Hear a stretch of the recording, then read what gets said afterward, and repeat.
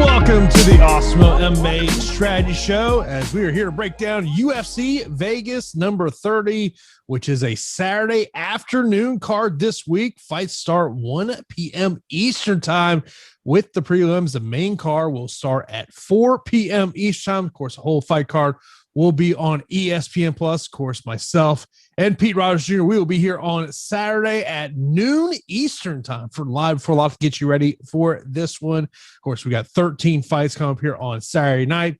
Main event and co-main event are both heavyweight matchups. And as always, I am joined by the fighter, Pete Rogers Jr. We come in here after last week. And, Pete, you always talk about, and I heard Kenny Florian talk about this week of, the fight game, like you can understand every aspect of the fight game, but the fight game always throws these little curveballs at you. And the curveball last week was the fact that the Korean Zombie scored his first takedown since 2012.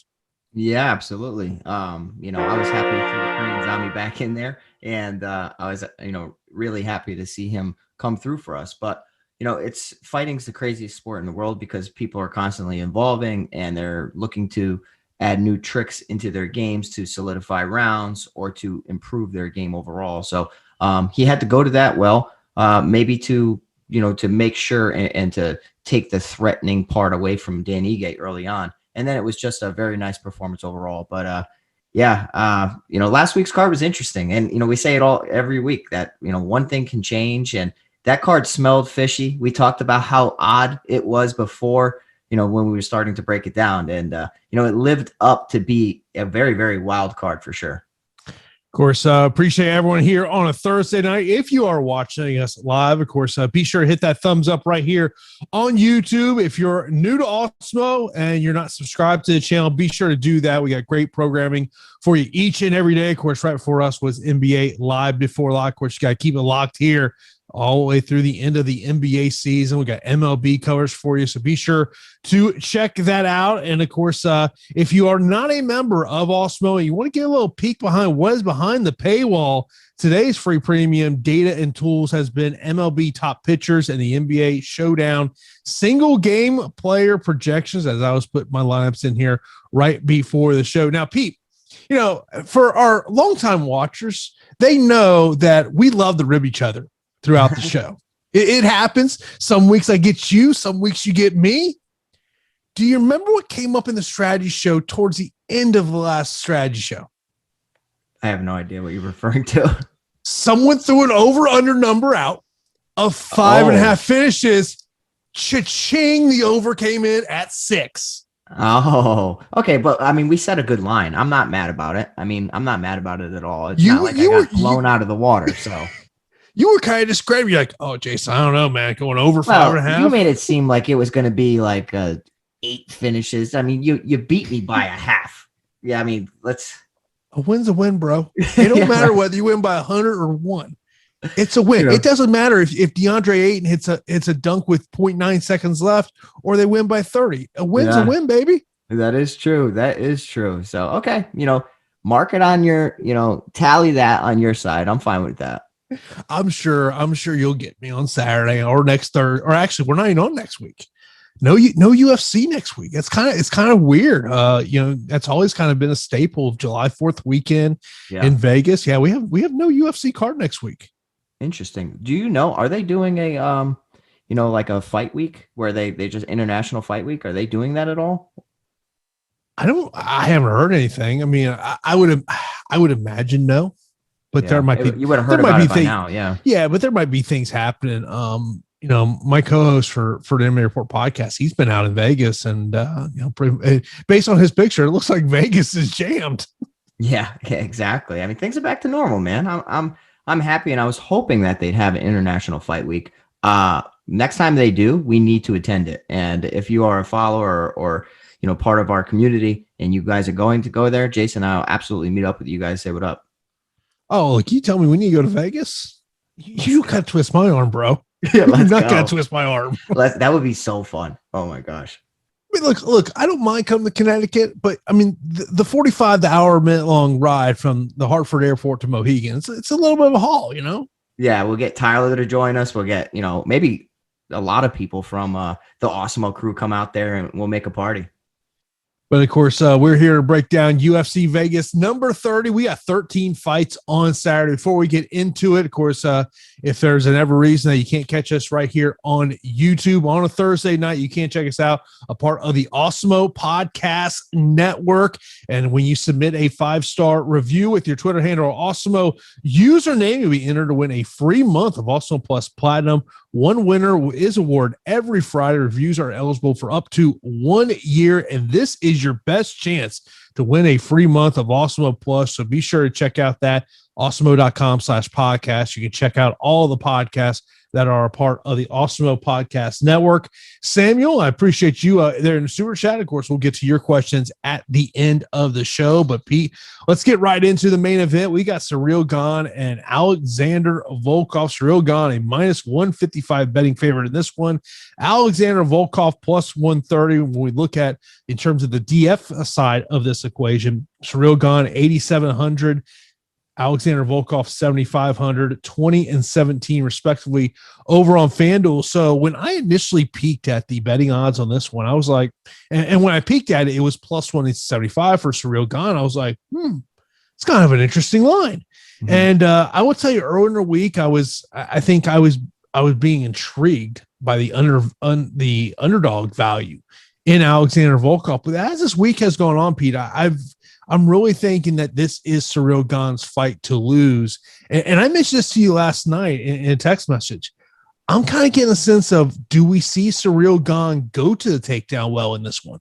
Yeah, I was the same as you, right? Because whenever you're playing DFS, especially DraftKings, FanDuel, whatever, Monkey Knife Fight, you're always looking for value.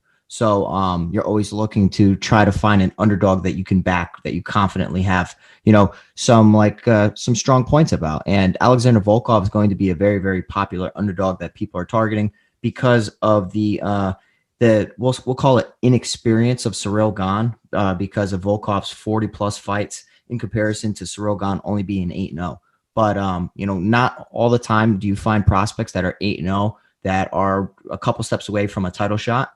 But Ciryl Gane is extremely talented, and I don't think that he's just an ordinary fighter. I think that he's an extraordinary fighter who can definitely leave his mark on the sport, especially within the division, because he has multiple skill sets. Like, he's a very strong striker. He's quick on his feet. He's evasive, which a lot of plodding heavyweights will struggle with. He has takedowns in his back pocket. He has some submission skills as well. So that's always there. And I always talk about solidifying rounds. If a round is close, Ciryl Gane gets a takedown or even clinches you against the cage and control you with underhooks. There you go. He was probably going to win that round. So I think that he can chip away at Alexander Volkov, but I do understand the love for the underdog because of the frame, because of, let's call it muscle mass that Alexander Volkov's really put on over the years. And he's turned out to be like a man within the division. Like, he's a huge guy. But I can't help but, kind of think back on, when Volkov was in Bellator, and we're talking, quite some time ago. I'm just thinking about when he got blitzed by Vitaly Minakov, and that KO, and, in some of the fights in Bellator as well, you see him get rocked and staggered with like overhand rights or some big shots, but he's kind of persevered and, overcome that adversity.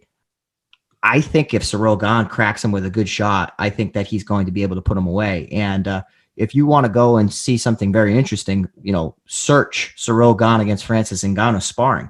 I mean, they've sparred tons of times. I mean, and let me tell you, Francis Ngannou doesn't really look that comfortable in those sparring sessions. That was some time ago, but I do think that Ciryl Gane is the future for the division, him and Francis Ngannou. I'm excited. I am backing Ciryl Gane here despite the value on Volkov. But for DraftKings, I think that the price point is perfect. I think it's appropriate. 8,700 for Ciryl Gane, the favorite in a main event spot, 5-round fight.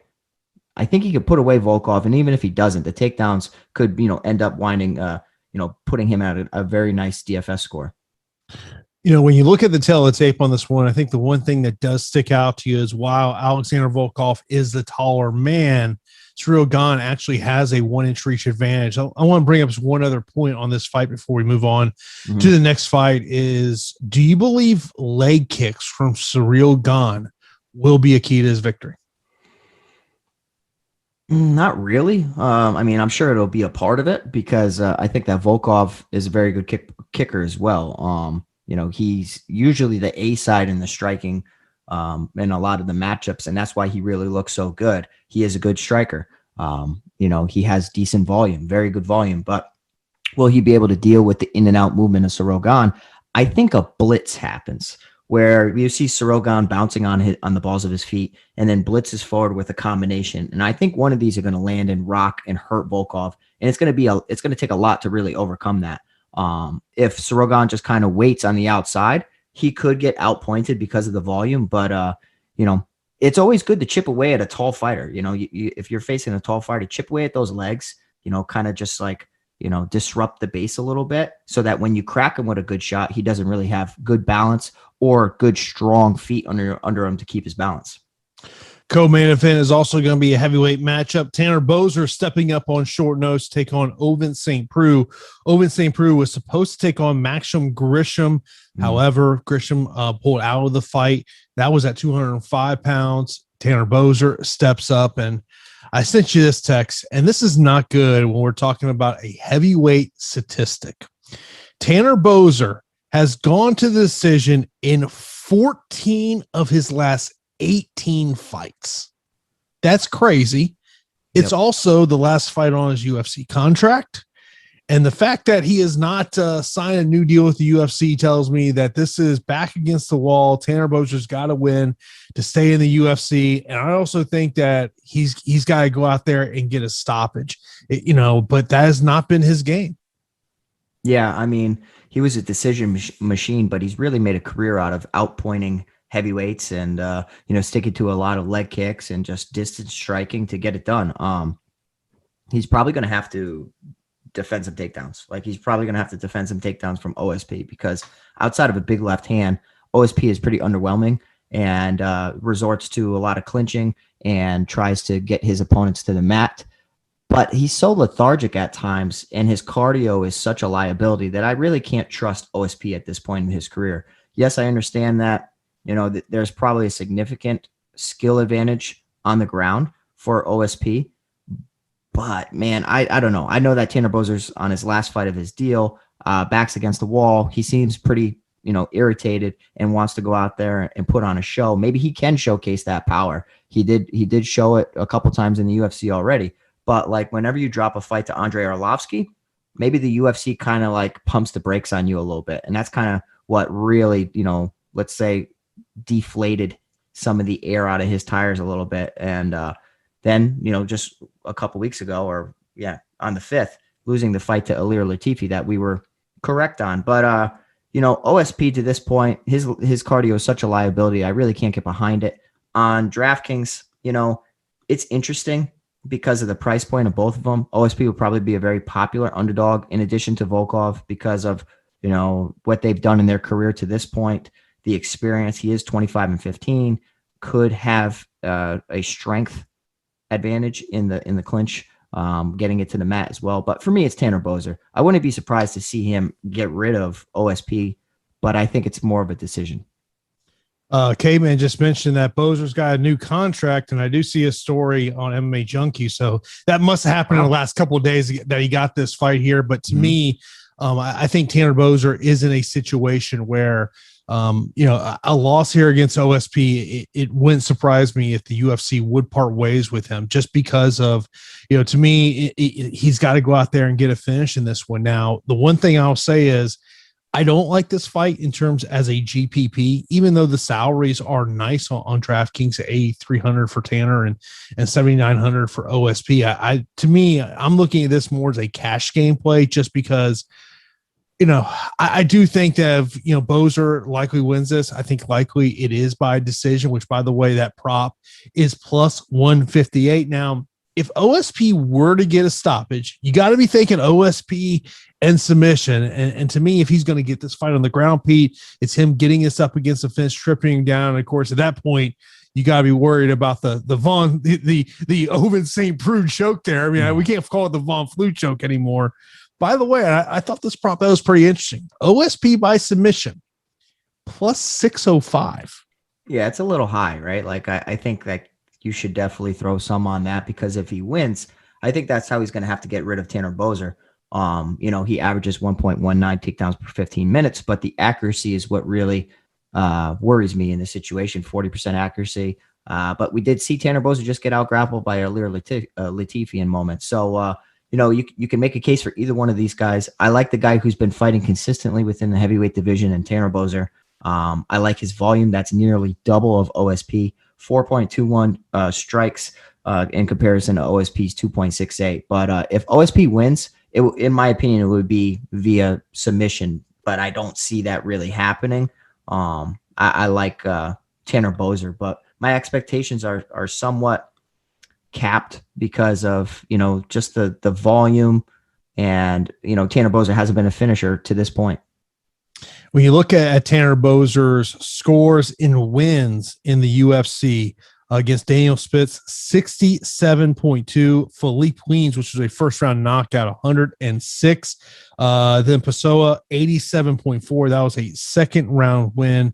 And, of course, in his last two fights, has not got above 30 points, both being in losses. So, just my concern with Tanner Boser is in terms of him being optimal at 8,300. To me, he's got to get a finish. If this is a 3-round decision, I just don't see him being optimal. Yeah, I mean, I think I would be decently interested over on FanDuel, where he will probably have to stuff some takedowns. Can he do that? We'll have to see. But, a late round finish after stuffing some takedowns is always possible. But, OSP has some incredible submissions, the Von Preux choke, and is a big, strong guy. And let's not discredit him. He has good power as well. So, he could crack Boser with a big left hand or even a head kick and change the course or the tide of this fight. But I can't trust him to this point. It's Boser for me. Boser's just too pricey for me over on FanDuel. He's $1 less than Ciryl Gane. Yeah, that is pretty high. That to me is just, it's crazy to me. It's a fight that I would say I would definitely prefer over in cash as opposed to GPP. Now, if you are not a member of Also Plus, you've never become a member of Also Plus, right now is a great time to sign up, because if you're a new member of Also Plus Platinum, you can take advantage of a promo code we have for this show, the MMA Strategy Show, all caps, one word. That's MMA Strategy Show for 25% off your first week of Also Plus Platinum. That covers for everything, whether it's MMA, NBA, MLB, NHL, whatever it is, it covers for that. And when you use that unique promo code, let them know that you heard about it right here on the Strategy Show. That is promo code MMA Strategy Show, all caps, one word, 25% off your first week of Also Plus Platinum. And if you've already been an Also Plus member, you want to jump back on board, you can get that weekly pass for $29.95. Or if you just want an MMA pass, get that for $8.95. Next up, we got Hani Barcelos taking on Timur Valiev. Of course, Hani Barcelos has just been an absolute wrecking machine since coming into the UFC. And I did want to mention a note on Timur Valiev. 12 of his 20 fights have gone the distance. It has not been the type of performance we expected to see out of him when he came in from the World Series of Fighting. It just has not gone his way in terms of this one. Hani Barcelos, a minus 225 favorite. He is definitely going to be someone that I am going to be circling on DraftKings at 8,800. Yeah, I'm interested in this fight from a viewer standpoint, also a DraftKings standpoint. I think that there's value on Barcelos, even though he is at 8,800. It's a very difficult matchup for both fighters, but I do have more faith in Hani Barcelos at 8,800. His striking is pretty damn good. Good, powerful strikes. His jiu-jitsu and wrestling is really good as well. I can't get the Timur Valiev debut out of my head against Trevin Jones. He was moments away from winning the fight after completely obliterating Trevin Jones, and then coming out and Trevin Jones turning the tide, hitting him with a shot, and then knocking him out. But then that fight ultimately not really counting because of Trevin Jones popping. So I don't like to really view that as that fight didn't happen. I like to view, because he was pop for marijuana. So it's not like it was fighting a fighter under PEDs.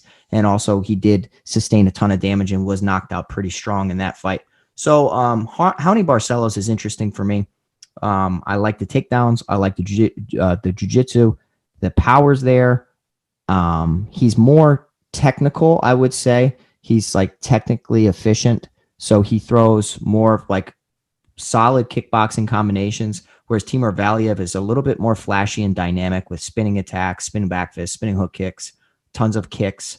But I could understand why people would make a case for Timur Valiev, because coming into the UFC, he had so much hype. And, losing that debut to Trevin Jones definitely deflated some of the air out of his tires. But I like Raoni Barcelos, 8,800.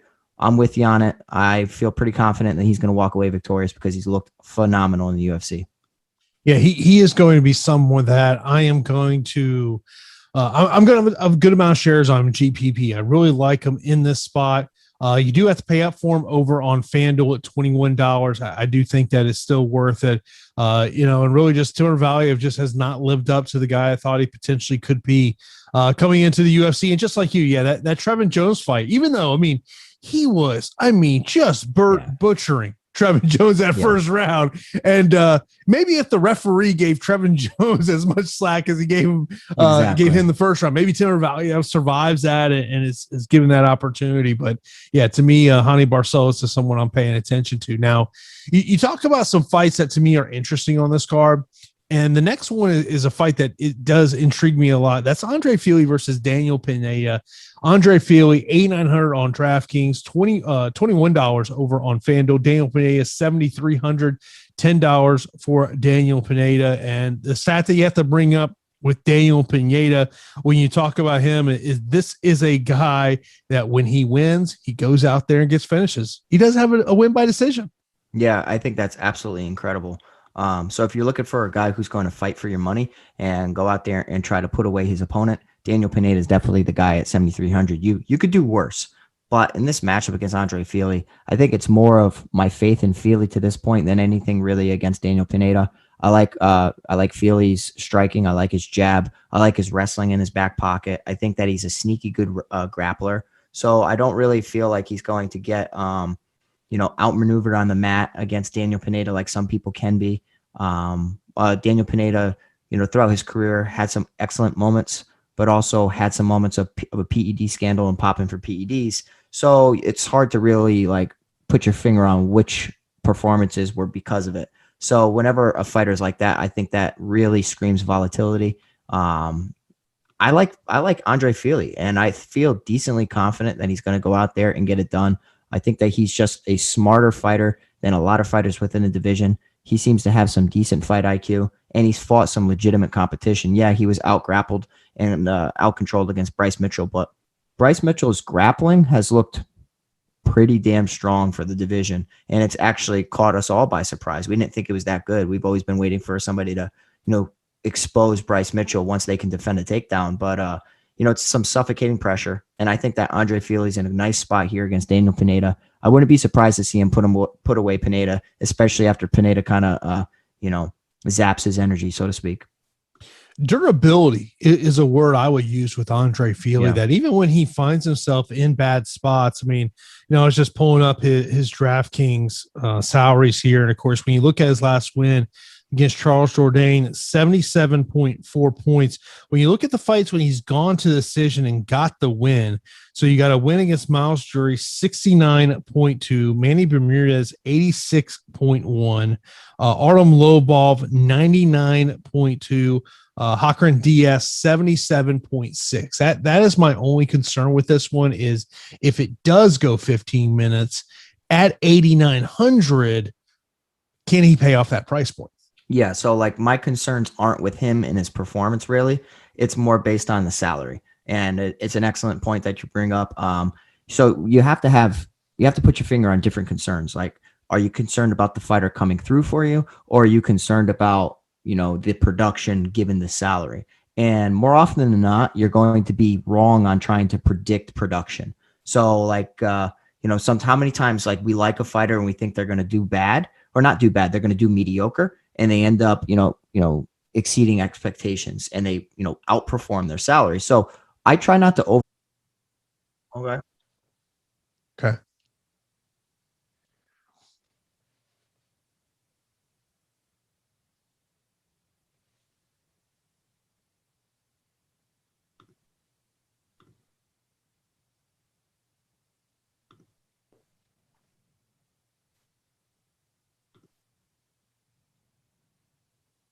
I see it's on the stream.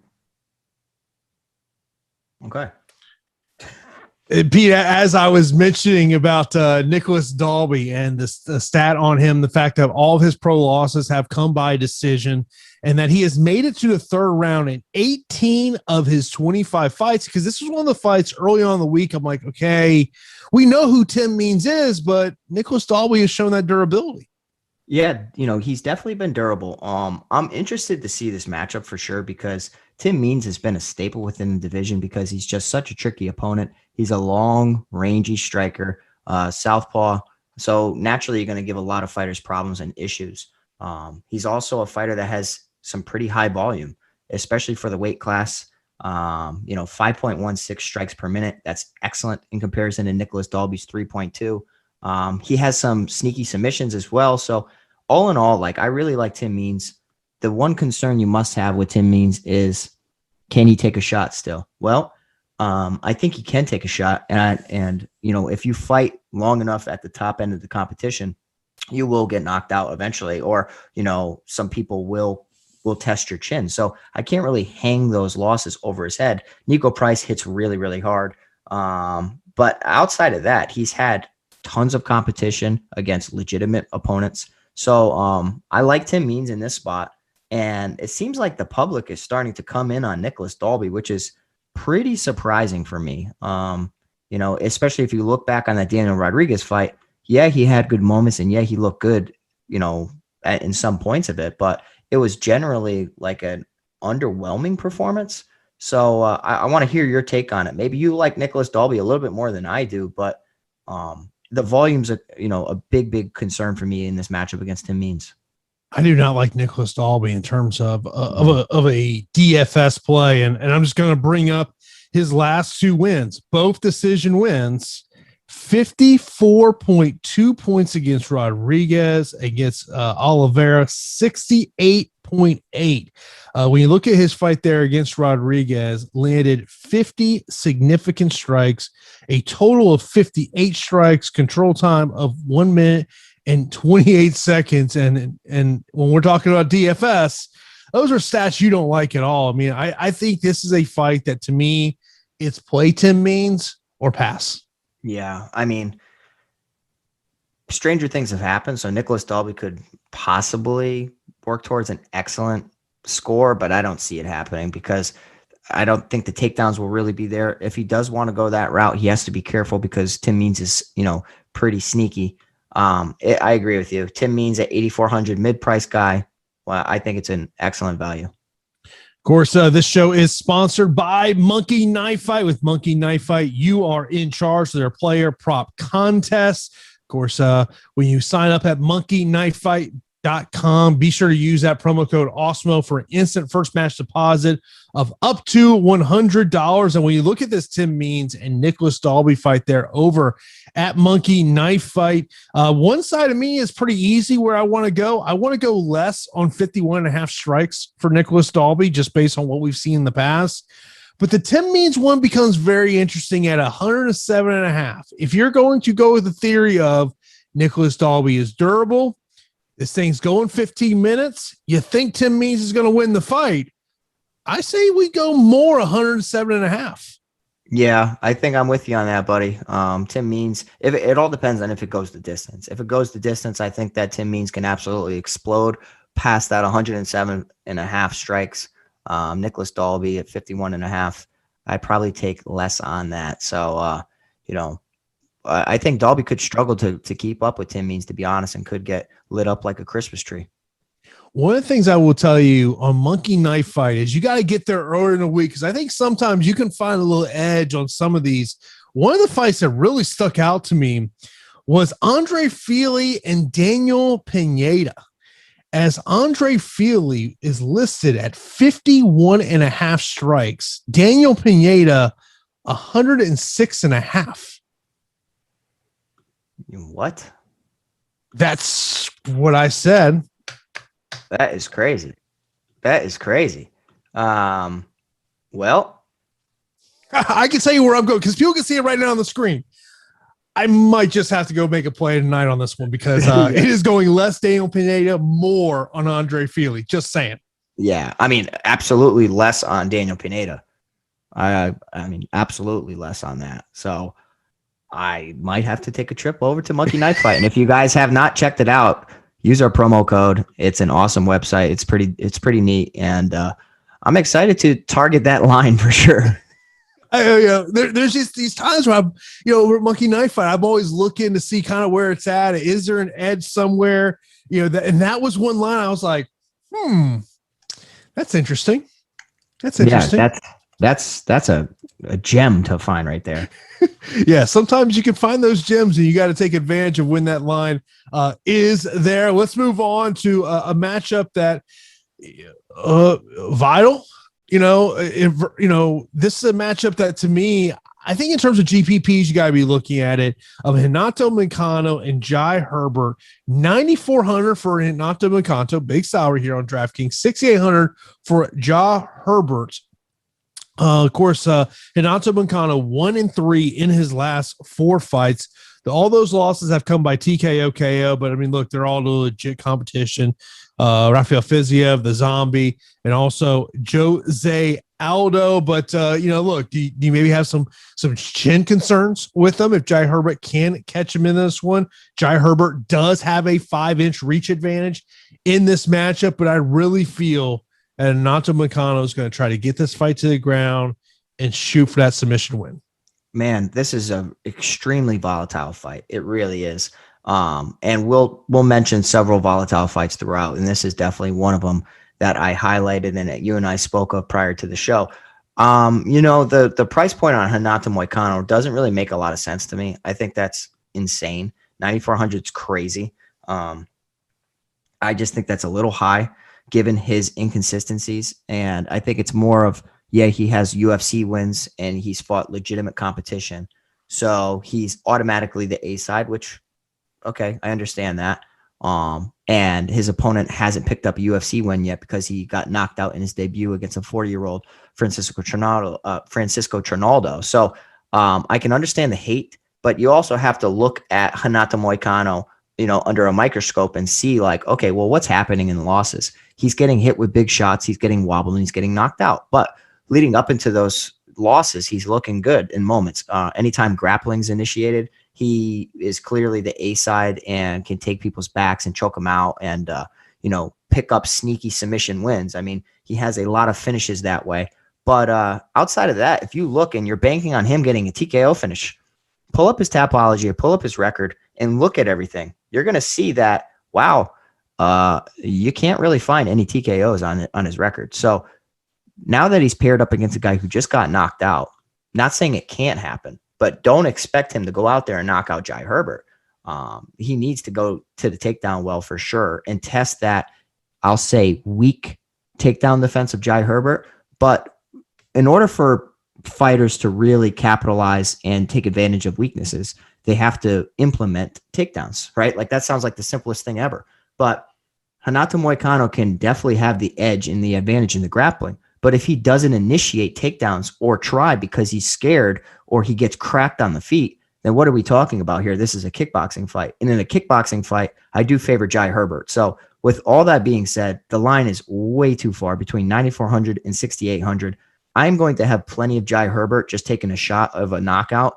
But, this is a GPP fight all the way. If Renato Moicano goes the takedown route, he can get an early submission finish. If he stands up, he's probably going to get knocked out against Jai Herbert. And I think on the terms of the betting side, if you did want to go Renato Moicano, to me, it's about playing him via submission, which is plus 175 now. If you did think that the Jai Herbert's going to pull it off and you want to get a little more juice there, of course, you can check out the odds over at oddshopper.awesemo.com. Plus 350 to win by knockout and TKO for Jai Herbert. Yeah, so I mean that's exactly what you have to do. If you don't like the odds on the fight, well, how do you think the fight's going to go for either side or either direction? And then you can increase your odds and find nice little gems like Jason always does. And that's what I would do. In this fight, I think that Renato Moicano can either win a decision or win by submission, or I think Jai Herbert knocks him out. I think that's really the only 3 outcomes. I mentioned 2 other props from previous fights that I forgot to mention when we were talking about those fights. Yeah. The under 2.5 rounds on Barcelos and Valiev, which is plus 180. And while Nicolas Dalby's never been stopped, that Tim Means via TKO KO plus 14 is a little juicy. Yeah, that's crazy. That's crazy. And just because it hasn't happened yet, we see it all the time. We see big favorites get knocked out. We see the unthinkable happen in MMA. It's MMA. You're fighting with small 4-ounce gloves, swinging leather, one mistake. And next thing you know, like I always think about, I forget the guy's name. Remember that unbelievable accomplished grappler who's like one of the best submission practitioners in the world, where he was completely gassed and then ended up getting submitted against like a 14-1 underdog. I know you're talking about. I forget his name, but you know what I'm saying. Like as I recall, he was let's just say he definitely lived in the weight room, as I recall. Yeah. Oh my God, exactly. And you saw what happens if you're training a certain way, then that's really going to hinder your performance. And cardio is the number one thing that you should take into consideration next to skill. Rodolfo Vieira. Thank you. Yeah, that was Nick over in chat bringing it up. Yeah, I remember. Yeah, that's just, man, when you get gassed out, and you know this as a fighter, man, when that gas tank, like I've asked that question so many times of fighters. I'll say, like, what is like your worst like fear in a fight? You never hear anyone say, I'm fear of getting knocked out, fear of losing, fear of getting submitted. More times than not, they'll say it's just the body not doing what you want it to do. Yeah, I tell you all the time, I say, I'm not afraid of getting knocked out, get submitted. It's me not having the cardio or the gas tank to defend myself or do anything and be completely exhausted when I know that I can, when you know what to do, but your body just won't respond. That is the most terrifying thing in the world. And you know what I mean? It looks unprofessional too, if you're not in shape, but a lot of people don't understand like the pressure, the moment, your adrenaline dump. It's very difficult to look incredible for 15 minutes. You're going to have a drop off at some point, but it is a very terrifying experience. Another matchup in terms of GPP that definitely has my eye. That's Kenny Nzechukwu taking on Danilo Marques. Danilo Marques is a slight betting underdog here, plus 110, minus 135 for Kenny Nzechukwu.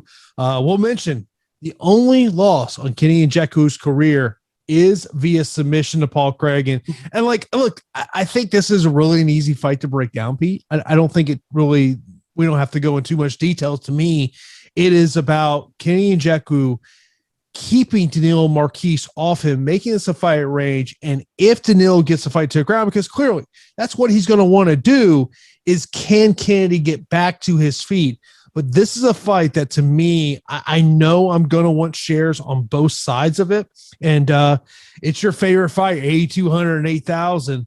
Like, to me, I think in terms of GPPs, I really feel like this fight has all the recipes for being, the winner will be optimal.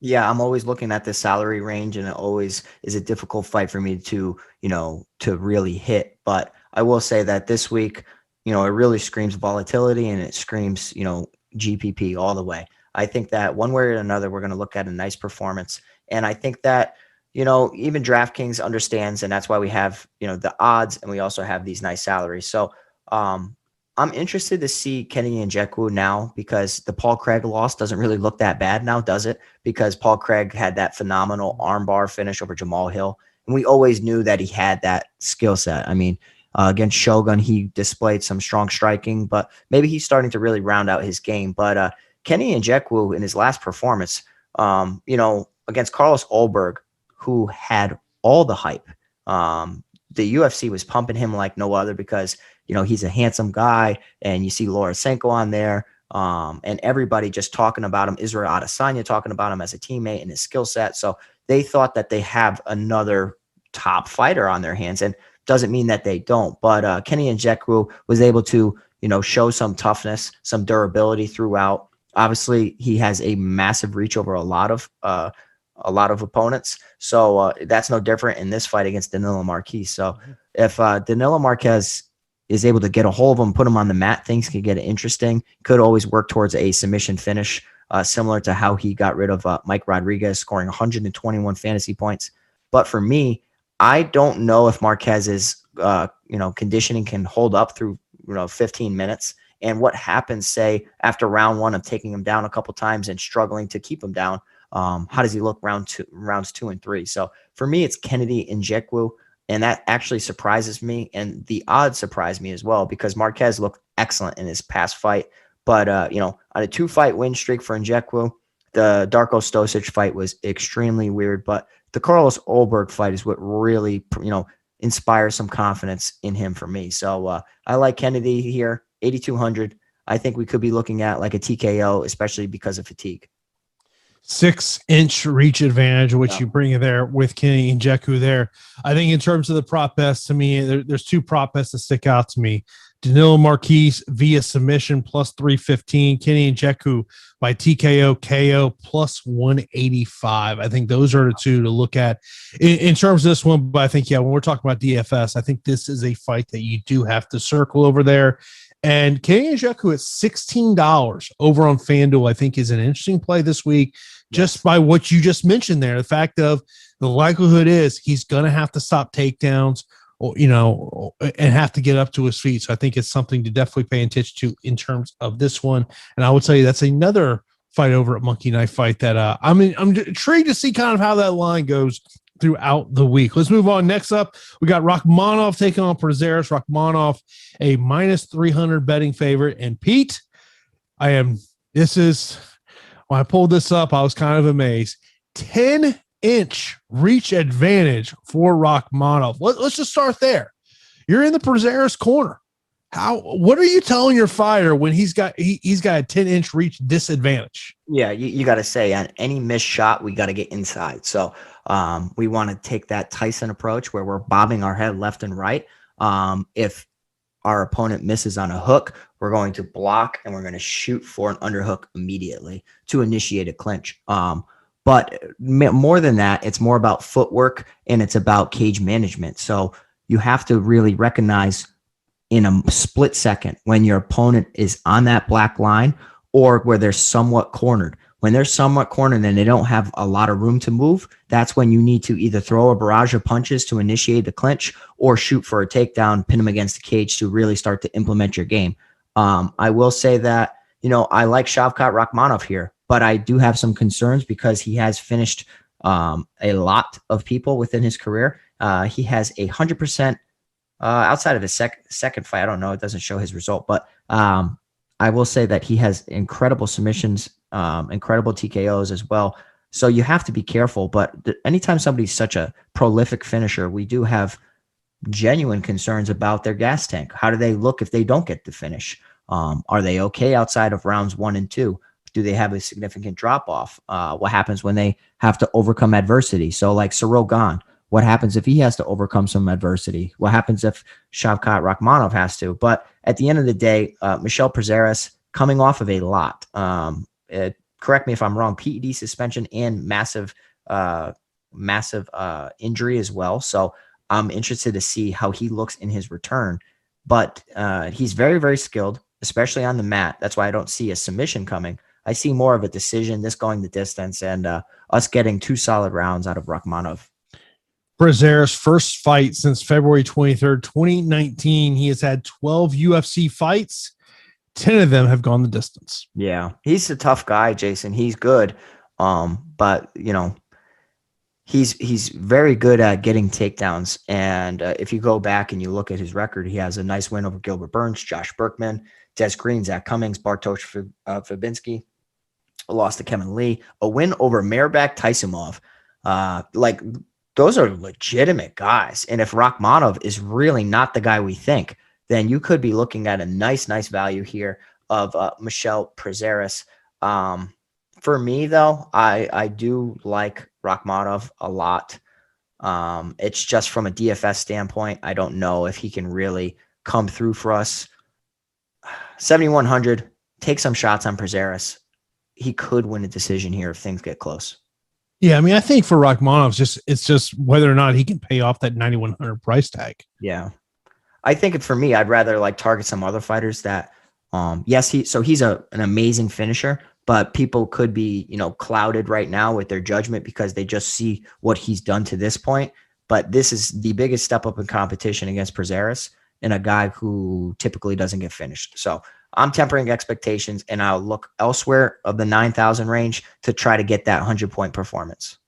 Of course, we're at the point of the show where we do like to put a profile on all the great people that are a part of the Awesemo family that are doing well, rocking that Awesemo avatar on their DFS profile. And of course, be sure you download that avatar right now, awesemo.com/avatar. And when you place in the top 3 of a contest with over 5,000 entries, tweet your wins to @Awesemo HOF. You'll win a free month of Awesemo Plus Platinum, and only 1 free month can be awarded to a user per calendar year. Congratulations to Elway's Army for taking down first place over playing a MLB contest over on FanDuel. I'm actually starting to play a little more MLB now that the NBA season is kind of winding down here with the Showdown contest. Also, congratulations to Jordan, placing 3 contests there over on DraftKings, 2 of those there in first place. Neil over on FanDuel collecting $62,000. Kudos to you over there. Boy, put some of that money aside to pay old Uncle Sam, because you need to put that money to the side.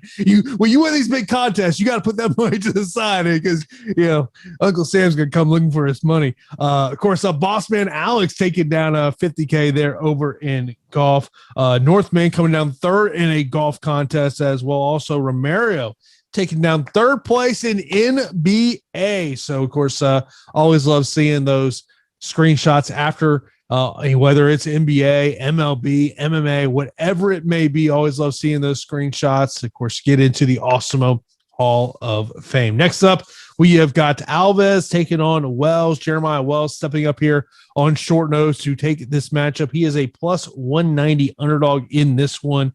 He is 7,000 over on DraftKings. Warlley Alves, 9,200. We've kind of talked about some other 9,000 options this week of, concerns of, whether or not they can pay off that price here. Do you have that same concern with Warlley Alves? I think last time Warlley Alves fought, I had concerns about him just in general, because he's like the epitome of inconsistent as far as mental. You don't know what you're going to get out of him. Is he going to be focused? Is he going to be hungry? Is he going to look like he wants to be there? Well, let me tell you that in his previous performance against Munir Lazzez, he looked incredible, and he looked like vintage Warlley Alves. And up until that point, you could say that, and you can kind of put your finger on where he looks checked out in some fights. And that fight was absolutely incredible. And I like him here at 9,200. Despite me knowing Jeremiah Wells and knowing that he's pretty talented, fighting a guy on the regional scene who's extremely talented, and the former champ, Vinicius de Jesus. So, whenever you lose a fight like that to a regional guy, and now you're stepping up on short notice to take on Warlley Alves, who's 14-4 overall and has some legitimate wins against UFC talent, it's how are you going to beat him, right? Okay, you can knock him out, sure. Warlley Alves has been stopped via punches and knees against James Krause, and I think I can see that happening because of Jeremiah Wells' strong power. But Wells typically mixes in some takedowns sometimes if things get tricky.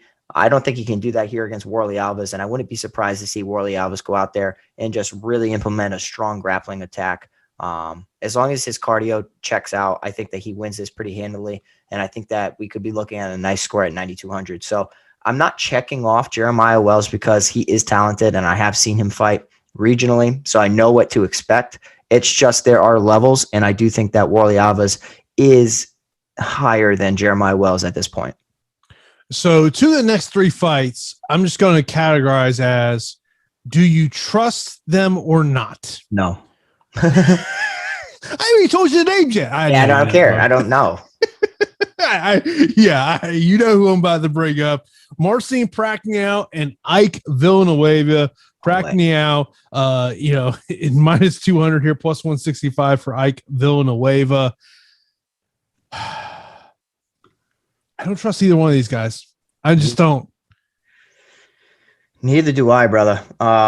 This is insane, and the odds are insane as well, because I don't understand how a guy like Prachnio is priced at 9,000 and such a sizable favorite when he's so inconsistent and also such a liability as far as his durability. Like, you don't know which shot he's going to get wobbled from or knocked out from. In his previous performance against Khalil Roundtree, he did show, I can't say improvements in his chin, but he did show that he could overcome some adversity. He was dropped with a nice check hook and then somewhat kicked and kneed in the face as well. But ultimately put together a solid performance against Khalil Roundtree, landing 102 significant strikes and walking away with the decision. So whenever you see a guy like Khalil Roundtree not able to put you away, it makes me pause a little bit to think that Ike Villanueva is going to be able to go out there and put him away, because Ike is the same guy that got finished against Chase Sherman and then got finished against Jordan Wright via cut. So I'm not sold on either fighter. And to me, this should have been like the 8,000, 8,200 fight as well, because it's just so unpredictable. I can't tell you which way to go in this fight from a I feel good standpoint, but I feel like somebody's getting knocked out. And I have no problem taking a shot on Villanueva at 7,200 because it'll allow me some roster flexibility to spend up on some other studs that I like. So from a DraftKings perspective, I would lean in the Villanueva's direction. Look, it's not a juicy line here, but if you wanted to take the under 2.5 rounds in this matchup, minus 125, if you wanted to live a little crazy, under 1.5 rounds plus 150. Okay. I like it. I mean, do you agree with me that this is like an extremely untrustworthy fight, and like Marcin Prachnio to be a sizable favorite after, getting absolutely murked in some fights? I mean, Sam Alvey literally walks towards him with his hands down, gets dropped and finished. Magomed Ankalaev, can't really fault him there. Head kick and punches, 3 minutes in round one. And then Mike Rodriguez just completely dismantling him in the clinch with elbows and knees and finishing him 217 into round one. That's a lot of damage, Jason, and that damage doesn't leave you. So that's why I am targeting Ike Villanueva. It's a lean to Villanueva. You can't ignore either fighter because Villanueva's strength of schedule to this point has been, I'll say, adequate. Somewhat suspect, but adequate. I mean, look, I think in terms of GPPs, it's a matchup you got to have shares on both sides, because the reality is whoever wins this fight is going to win by stoppage. I think it's a fight that you have to target, especially in your GPPs. Of course, be sure to follow Osmo on social media, on Twitter, Instagram, Facebook. Also, we have a Osmo Fans Facebook group as well. There's giveaways that we always have on our Facebook feeds, or our social media feeds. So be sure to check out that. Of course, our MMA account is at Osmo MMA. You can follow the main account, which is at Osmo_com over on Twitter. So be sure to give Osmo a follow on social media. Then we got a female matchup, Avila and Storolenko. Julia Avila minus 375 in this one in terms of a betting favorite. 9,300 on DraftKings, 6,900 for Storolenko. What kind of stuck out to me a little bit here is typically the over 2.5 rounds in a female fight in the UFC is pretty juiced. This one is not that juiced. It's only minus 155. Wow. Yeah. I think there's some value there. And I think that's a testament to Stoliarenko's legitimate ground game. Like, she has a legitimate ground game, and her go-to submission is an armbar from guard. So beware of the armbar from guard, because it is live as it's ever been. I understand that Julia Avila, she's talented in the jiu-jitsu department as well, so she has to be very, very careful and methodical whenever they are on the mat. Standing up, I do favor Julia Avila. I think that the volume, the aggressiveness, and the I'll say a size advantage and kind of just like strength advantage will be there for her. I'm constantly reminded of the Kuniskaya performance. So I think that Julia Avila can look at that, take some things from it, and somewhat replicate it. Julia Stoliarenko should be in your underdog pool. Can't be ignored because of the amazing finishing ability off of her back. She's just super good. And whenever somebody's so talented at finding a way to submit their opponents, you can't ignore them. It's like the typical boom bust play, right? Like, she could boom for a very nice finish like Paul Craig did, or she could bust and get like a 0.5 point to 2 points because she just gets completely outclassed in the matchup. But with all that being said, I think that Julia Avila wins this fight. Do you happen to agree with me? I think that Avila is a Yeah. decent play. It's just the price point of, 9,300. I'll probably pivot away from that. I don't like the price point, but I think Julia Avila is the right way to go there. I'll tell you, to me, the ultimate boom bust this week is the fight we just talked about of Prakhniel and Villanueva. To me, that's your boom bust fight. Yeah, that's a good one too. I mean, I think that there's a couple of them. I think that, that's probably the boom bust matchup of the day for sure. Of course, the second part of the Do You Trust list is Charles Rosa. Stop it, Jason.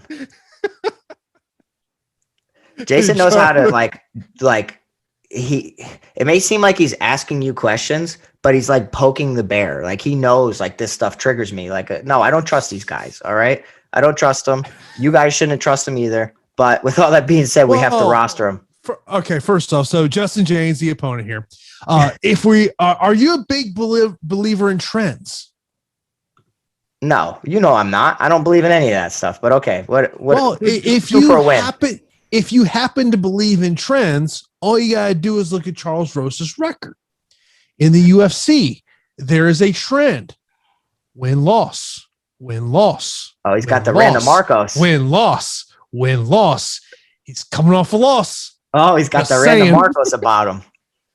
That was correct for some time, and then he broke that. So here's what I found interesting about Charles Rosa this week. I noticed this last night. I was on Facebook, and he had on his stories of him and one of his training partners, Matt Wagey, working inside the octagon there at the Apex. And I thought it was interesting that Wagey was applying the pressure like you would expect to see out of Justin James, which, I mean, to me, like, I think James he's always going to be a GPP play. While yes, he does have a wrestling background, right? He's a brawler. I mean, that's the best way to put it. Oh yeah, absolutely. And if he lands a shot, he could put anybody out. I mean, like he has one of the most memorable debuts ever in the UFC and took us all by surprise. Yeah, those hooks that he landed against Frank Camacho were just incredible. But in his past 3 performances, you saw he cracked Gavin Tucker, hurt Gavin Tucker, looked like he was on his way to another finish. And then his cardio abandoned him, and then he ended up getting subbed in the 3rd round. Gabriel Benitez, one of the most brutal body shots you'll ever see. It was absolutely beautiful, but so brutal. And then just most recently against Devontae Smith, in a matchup like that, when you figure it's going to remain on the feet, you probably think that that's not a tailor-made matchup for him, but a matchup where you're able to see his full skill set, and he fell short on that as well. But against Charles Rosa, the guys really let us down over and over and over when we're backing him. And, we have to really figure out what type of fighter is doing it to Charles Rosa. Well, Derek Minner, Bryce Mitchell. I'm just going to really only talk about those 2 right now, but they are extremely top heavy grapplers who can nullify the jiu-jitsu based on pressure and position.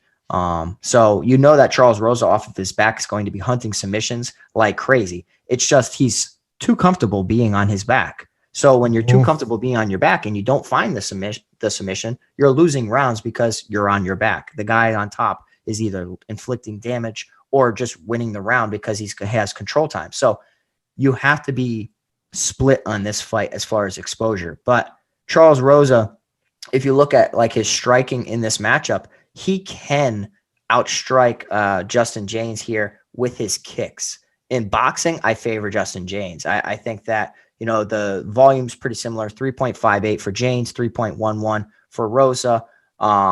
It comes down to the cardio of James and what happens if, say, he knocks down Rosa, follows him on the mat. Do you really trust James to stay out of submissions? Do you really trust James' cardio to hold up for 15 minutes? Do you trust Rosa? do you trust Rosa's chin? More than I trust James. Okay, that's a very fair point. Yeah, more. I'm just saying, like this is. I think that. Well, when has Rosa's chin really been suspect? This is, well, I mean, I think when you see outside, you go back to Shane Burgos' loss you've seen that it's been more about getting taken down and just right. Like you said, just being too comfortable on your back. It's great. It's great if you find the submission, but if you don't, you just wasted so much time. And that's what happens when amazing jiu-jitsu practitioners are finding submissions in the gym all the time off their back. They're not scrambling to get top position or get out of there because they're always bailing themselves out in practice. I'm excited for this fight, and I think that it's a fight that you definitely need to split exposure. The price point on Rosa, 8,600. I understand why you might want to pivot away from that. 7,600. I believe James will be one of the most popular plays on the slate. Yeah, I just think it comes down to what are we seeing ownership wise when we get to Saturday. Then of course our opening matchup of the night will be a match that was supposed to take place a couple weeks ago. Yancy Medeiros and Damir Hadzovic. This will be the first fight for Yancy Medeiros since the beginning of 2020. He is looking to get his first win since the end of 2017. I remember when we broke this down a couple weeks ago that Yancy Medeiros was a guy I was targeting back then, and I'm still going to target him here. Yeah. You know what, Jason? I don't even remember who I was backing, but I just know that it's tough to trust either guy. Like, if you like Yancy Medeiros, you like the volume, right? Yes, he hasn't won since 2017. That's quite some time. He has accumulated a lot of damage over the course of his career, but he's had a little over a year and a half from his last fight against Lando Venata in February of 2020 to heal from some damage. He has a really, really slick ground game. So that's definitely something that he should look to exploit against Hadzovic, who looked like a complete fish out of water against Renato Moicano when it ended up hitting the mat. I think I trust Hadzovic a little bit more than I do Yancy Medeiros. And that's hard to say just because of Hadzovic's extreme power for the division. It's not like he's special in that sense, but he can really take advantage of a vulnerable Yancy Medeiros chin at this point if he's not 100%. In combinations, in striking sequences, I think that Hadzovic can edge him out there. So I don't remember who I was backing when this fight was initially booked. I think I liked Yancy, but I think I'm flopping. I think I'm going towards Hadzovic in this matchup.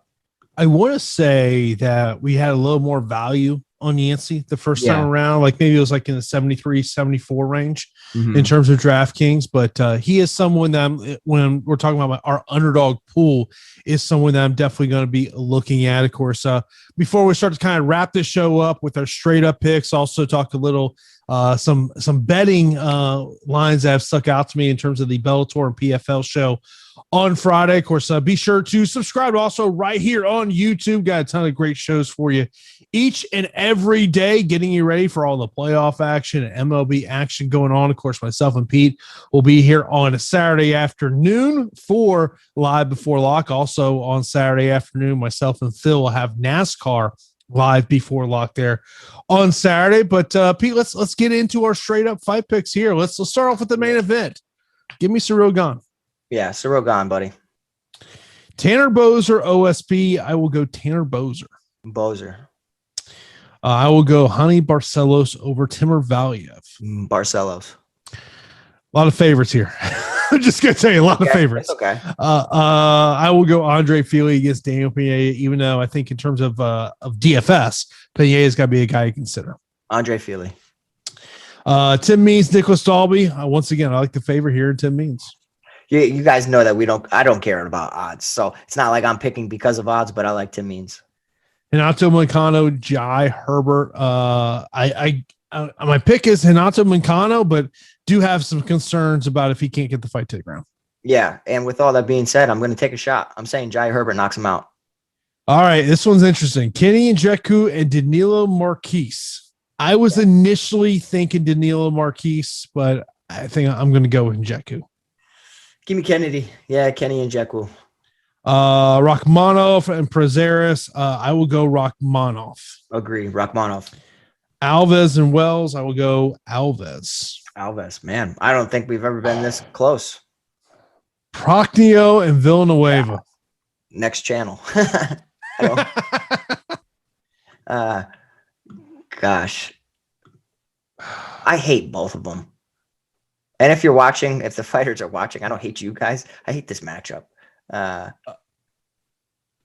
will go just because I've had him on my show before. Give me Ike Villanueva. Yeah, same. Just because I had him on the show before. I'm like Avila and Sorolenko. I do like Julia Avila in that one. Avila. All right, Rosa and James. Man. So there's 5 untrustworthy fights on this card. So you got to target them for DFS. But I'm going with the New England guy. Give me Rosa. Give me Rosa as well. Medeiros and Havovich. I will go with the underdog, Yancy Medeiros. All right, cool. I'll go with Hadzovic. I do want to mention the super chat. Samuel sent in. I know he could not watch us live, but want to get his questions in here. So his typical questions: top 2 cash, GPPs, champions, MVPs, favorite inside the distance, top 2 or 3 favorite skilled fighters of the night, upset of the night, leverage plays, and top sneaky dog of the night. So let's talk about top 2 cash. I would first off, I would look at Honey Barcelos. Yep. And then my second one would probably be Rakhmonov. We're talking cash. I don't know if I'd do that. I agree with the first one. I agree with Honey Barcelos. I think I'd go Ciryl Gane. I think the 5 rounds can be nice for you for your lineups. You have takedowns. He's a prospect. You know, at that price point, he doesn't have to go too crazy to really pay off. Top 2 GPPs is a tough one this week, Pete. It's a tough one this week because, I mean, obviously you just mentioned a second ago, there's multiple matchups on this card. Like to me, and not to kind of avoid what Sam was saying here, but I think that there's several fights you have to look at. I would label Ciryl Gane as a top GPP play for me, but then I look at Moicano, Herbert, Nzechukwu, Marques, Prazeres, Villanueva, Rosa, James as all fights going to be targeted for GPPs. Yeah. So to help out Sam, thanks for the support as always, and thank you all for supporting us. The fights that I'm considering a part of the volatile GPP fights: Moicano, Herbert, Marques, Nzechukwu, Prazeres, Villanueva, Rosa, James, and Medeiros, Hadzovic. Those are the 5 that I'll be creating groups on Fantasy Crunch over on Osmo.com, and that's how I'll be getting different for a lot of my lineups. Favorite fights to go inside the distance. Nzechukwu, Marques, Prazeres, Villanueva would be my top 2. I think, yeah, I can't dispute that. I'm right with you. Because I'll tell you, the main event, co-main event, I think they both go to decision. Yeah. That's just my gut on that one. Top 2 or 3 favorite skilled fighters of the night. It's an interesting one the Samuel brings up. What do you mean skilled? Like we just like them? I'm guessing maybe he just means from the actual skills they bring to the table. Honey Barcelos, number 1 for me. Yeah. Number 2, I would Ciryl Gane. I'm with you on that one. Upset of the night. Well, I mean, I really like pretty much majority of the favorites. So Villanueva, Prazeres? Is that it? Villanueva probably is the one to look at potentially, but that's that fight scares me. Top leverage plays. Let me look at ownership right here quickly. Herbert might be an excellent leverage play, and that's just me not even looking at ownership. Yeah, Herbert definitely would be a leverage play. Villanueva would be a leverage play. Villanueva would be if really? OSP could pull it off, he'd be a great leverage play. But I just when I look at that fight, it's more of a question of can that fight be optimal? Yeah, that's where I'm at with that one. I agree. Top sneaky dog of the night. Yeah, to me that's Villanueva. Okay, I'll say sneaky dog of the night, Stoliarenko, because of her armbar finishes. Yeah. Let's see here. See if there's any other questions to mention here before I bring up some betting odds here. Also, I think the question with Volkov, and I know it's kind of got brought up a little bit to me, is about now having the ability to have more training partners. I expect his takedown defense to be a little better. It's always been pretty solid for the most part. I do want to end the show by talking about some betting odds on Bellator and PFL. There were a couple of odds that really stuck out to me. Daniel Weichel plus 110 against Keone Diggs. Keone Diggs moving down to 45. He needed an extra hour to make weight, did not make weight initially. Daniel Weichel, incredibly talented, 145er there. Miles Jury plus 120 is someone to pay attention to. If you have a book that gives you a Miles Jury by decision, that's definitely one to look at. You might get some good odds there. Over on the PFL, I will tell you the do not play Kayla Harrison minus 5,000. Pete, damn. 50-1 favorite. It's MMA fighting, bro. Anything can happen. She's facing, hold on. Cindy Dandois. Yeah. Kayla should roll through her. Yeah. Okay. She should. Okay. No. Let's talk about this. Cindy Dandois past 4 fights facing, lost to a girl who's 11-10 and beat 4 people in a row. 0-1, 0-1, 0-0, 1-2. I understand the 50-1. Yeah, that's still disrespectful. 50-1 is way too much. To me, if you want to play Kayla Harrison, you got to look at the prop bets of TKO or submission. But don't play that one. The one that did stick out to me, Lance Palmer plus 120. Now, the interesting storyline here is he has to win by first round finish to put himself into the playoffs. Ooh, has not won by first round finish since 2015, Pete. He had PFL put this interesting video out of him. Yeah. And obviously him and PFL are not exactly on the same terms, even though I'm like, Lance, no one's going to pay you as much money as PFL's paying you. You know, you're a wrestler. You're this is an entertainment game. But him plus, even though Movlid Kabilev is a beast, bro. I know, I'm looking at his stuff right now. He's got a flying knee knockout. That's insane.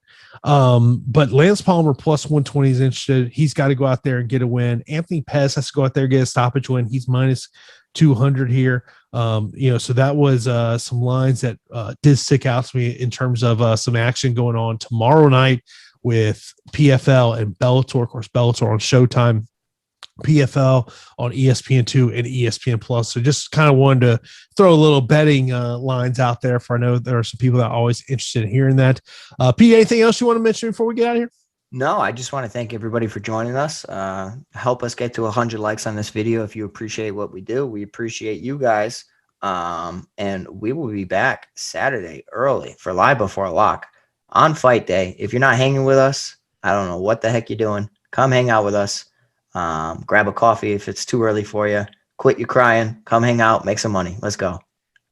I remember that when you're like, oh man, I had to work late Friday. I gotta get up. Yeah. And I see Tyler making fun of me too. Listen, I'm gonna be working a double tomorrow, and then all night, and then I'll be here on Saturday because I'm dedicated. So I don't want to hear nothing. I want to hang out with you guys, talk fights, win money. And we appreciate you. So definitely check us out. 12 p.m. Eastern time on Saturday. We will be here Live Before Lock. Appreciate everyone tuning in here on a Thursday night, or if maybe you're tuning in after the fact on the Also Podcast Network. Appreciate you taking time out of your day to listen to me and Pete talk UFC Vegas number 29. So we will talk to you on Saturday afternoon for Live Before Lock. Good night, everybody.